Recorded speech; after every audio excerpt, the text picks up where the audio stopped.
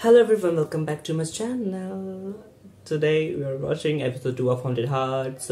I'm really excited. I really love the first episode. I was scared, very scared too.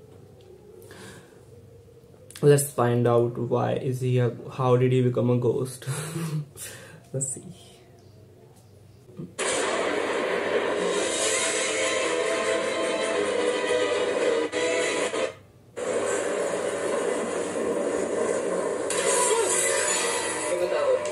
I got so scared at this scene.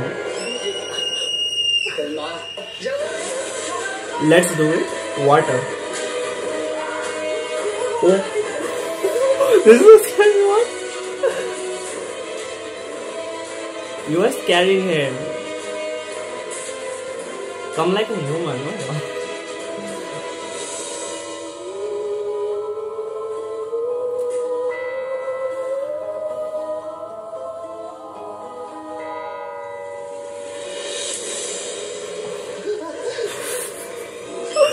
Why is he scaring him?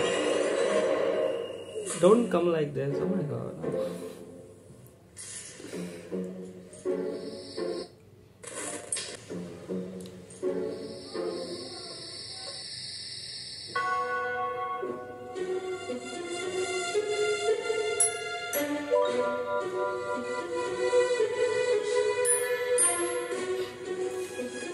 He left him like this. He didn't even bother to put him in bag. Oh. Kalma.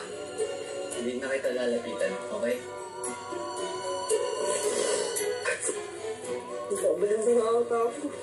Di ba? Hindi ka napapaliw. Nakikita mo ako, di ba? Makausap mo ako.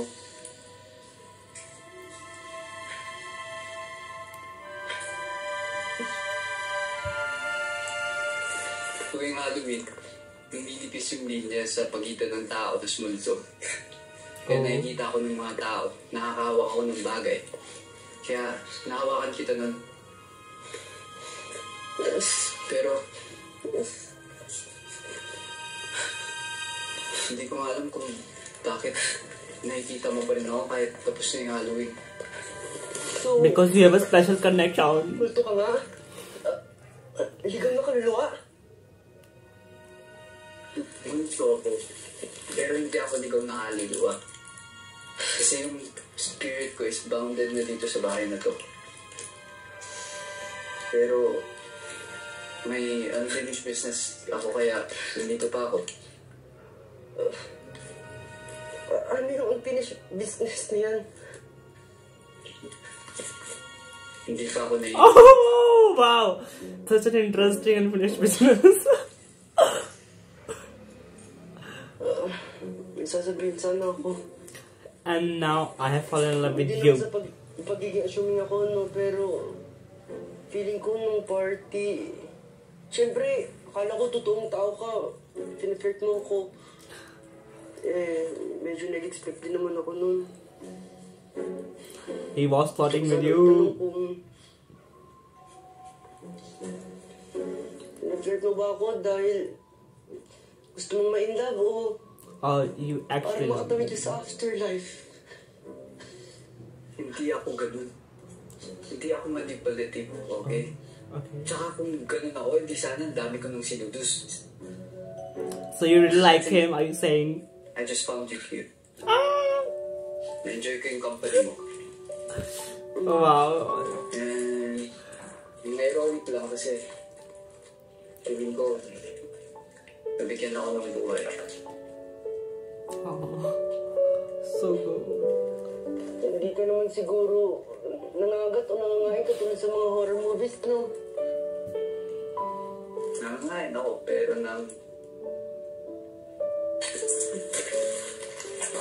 Minded. ito naman di mabiro. Kaninang umaga ka pa. Kaya nga hindi na dapat kita papapuntahin dito kasi alam ko ganito yung mangyayari. Pero, since nandito ka pumunta, gusto mo pa rin ba manood ng movie dyan sa tablet mo? Oh. He brought his tablet. Wow. They're so cute. But he's a ghost. It's definitely not going to be a happy ending. Kumakain din ba yung mga multo? Kasi sayang naman yung mga dinala ko. Hindi eh. Pero pwede mo ibigay kay Tatay Bert, yung caretaker ng bahay. Yung nakilala mo? Oo. Alam mo, kanina ko pa pinag-iisipan yung tanong mo sa akin kagabi about sa third eye. Paano kasi kita nakikita o nakakausap?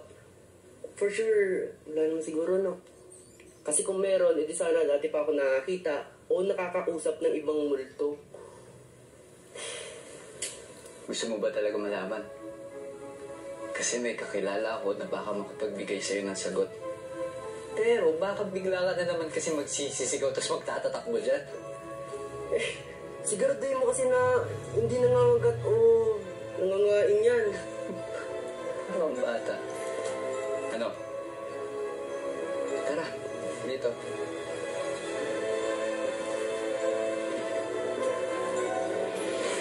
Si Nota.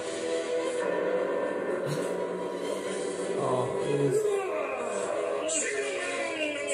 who is this? Oh my god. Hoy, Nota, hindi ka na nakakatakot lang. Bigil ka nga.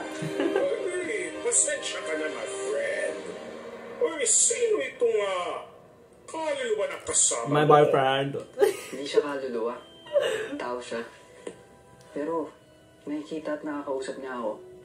Kaya, Nota, baka pwede naman magpa-consult sa'yo.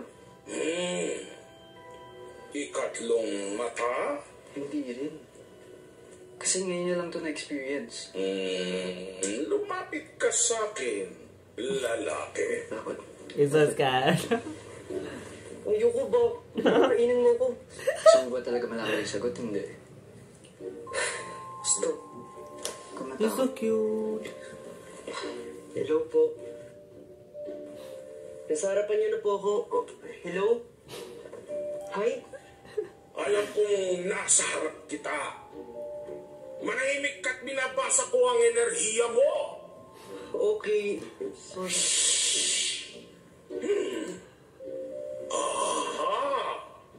Wala siyang ikatlong mata. Ngunit, mayroon akong nakikinitang enerhiya na wari nakadikit sa iyo. Magic, my friend. Isang makapal na tali na nagdudugtong sa inyong mga tumitibok na puso. Jack, my friend. Gusto mo ba si Magic? Hindi Kaibigan lang kami niyan. Tsaka, lalo nalaman kong multo pala siya. Friends lang tingin ko sa kanya. You are now. You like him. We know that. Energies naman pala yung sagot eh. Para ko ba naman, kaka-superpowers na ako. Oh, where is he going?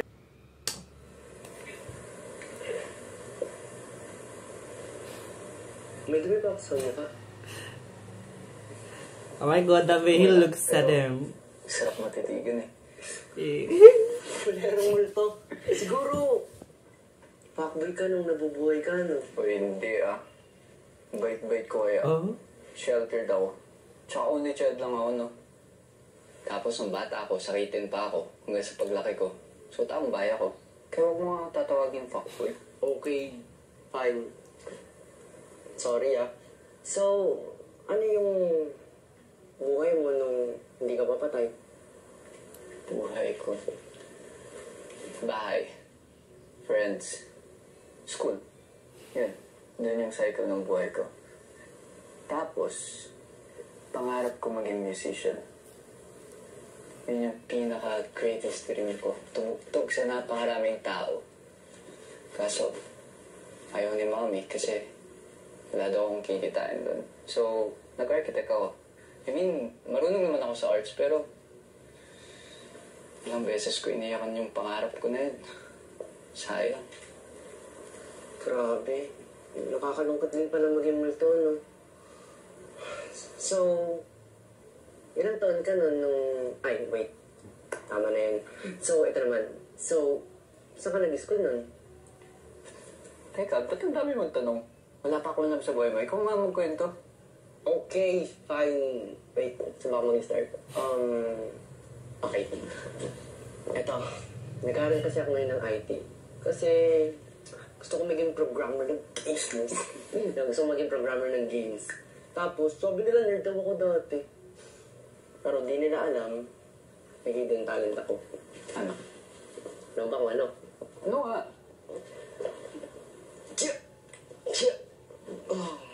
Adonis? Hindi Adonis! Ayun. Magaling ako sumayaw. Yan yung hidden talent. Oh, me too. sayaw. I guess, yan din naman yung mga hindi ko nakakalimutan nung nabubuhay ako. Kasi, it runs in my veins eh. So, ayun. Kailangan ko ulit magpatuloy dito sa bago kong buhay. Bakit?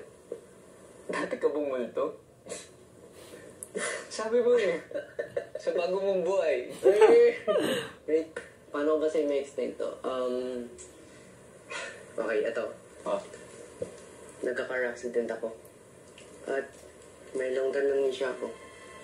Kaya, kung magtanong ka na magtanong tungkol sa akin, wala. Wala akong masasabi sa'yo. Eh, pasensya na if nagpapay ako masyado sa personal life mo. Hindi ko sinasadya. Uy! Wala kang kasalanan, tsaka okay lang, no? Baliw. Shit happens lang talaga. Sabi ng parents ko, nasa school daw ako nun nung na-aksidente ako. Ngayon, wrong place at the wrong time. Pero sabi naman ng doktor ko, throughout time, makakita daw ako ng small patches of my memories. Pero tingin ko, di na mangyayari yun or malabo na mangyayari yun kasi sobrang tagal na. Pero, eto, kailangan ko na lang ulit magsimula sa bago kong buhay. Ang hirap pala ng pinagdadaanan mo na. Yeah, I know. It's sad pero when you don't remember. wala eh. Tumitingin na lang din ako sa positive ng life ko. At meron pala akong book list ng mga gusto kong gawin. Gaya ng? Gaya ng malasing at mag-inom na nagawa ko gabi. At yung iPad ko, ayun, yung iPad na pananunan ko. Yun lang. Siyempre meron pa. He really loves his iPad. Una. Sabi ko na pala yun, no? Ano pala? Ito na He's so lang. cute. Okay, pag-date. Kasi sabi ng parents ko, single since birth daw ako. Grabe sila sa akin. At, Now you have alam someone mo, to meron ako, date. inaayos. A ghost. Sa'yo ko na sasabihin to, Sabi mo, okay yan. Pero, multo ka na. Eto. Gusto ko ma-diversionize. ayun lang. Hindi kita matutulungan siya. Uy! Hindi naman sa'yo. Tsaka, hindi ngayon. Siyempre, may tamang oras para dyan. At hindi ako hingi ng tulong sa'yo pagdating doon, no? Friends lang tayo, okay? Oh, sure. Ayun, naalala ko, hindi ka nga pala makaka-divergenize kasi wala kang nahahawakan. Sayang. Posibleng mangyari yan.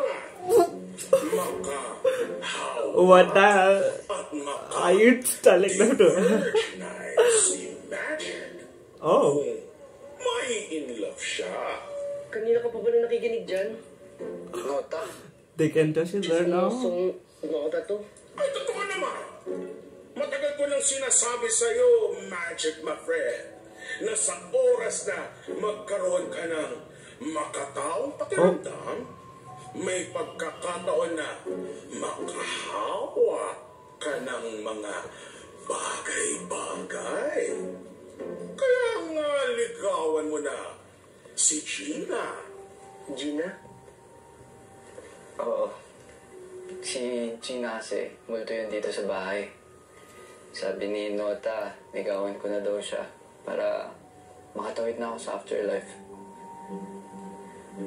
may jowa ka na pala dito sa bahay mo eh. Nililigawan mo. Hindi ah. Mahirap mahalin yung mga ganong multo. Tsaka ayaw ko din.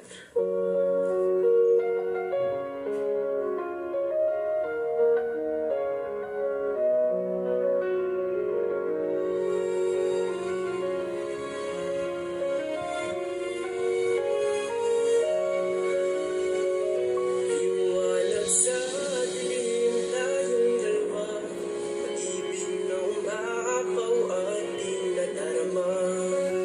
Kasama ka sa Oh? Na ikaw ang ibigin ni Magic. Magic! Anong nangyayari sa'yo? Ito na nga bang tinatatakutan ko eh. Tulungan mo ako.